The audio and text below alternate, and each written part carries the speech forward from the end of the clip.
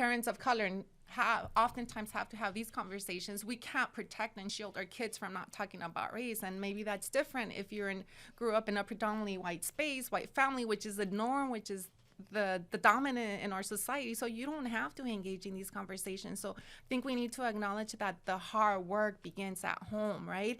And if you weren't talked about this growing up, it's not too late, right? So having the courage to have these conversations. And then the second institution is the family. The second institution is education. The education system also omits like very hard conversations about race. We learn the superficial, Cesar Chavez, Rosa Parks, Martin Luther King, Gandhi, the main figures.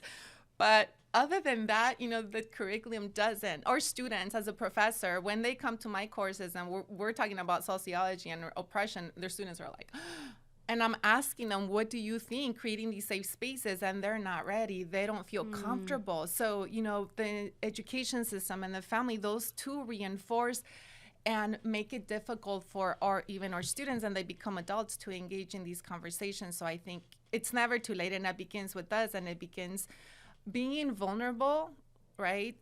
And allowing ourselves to be vulnerable and compassionate at the same time, right? I think that's important. And people of color, minoritized communities, we haven't had that privilege of being comfortable in these conversations. So even I had this honest conversation with Nina when she reached out, and I said, Nina, you know who I am? Like, this is the work that I do. I'm being very honest because I've had other white folks reach out, and halfway through an interview, they realized, oh, this is not what we wanted.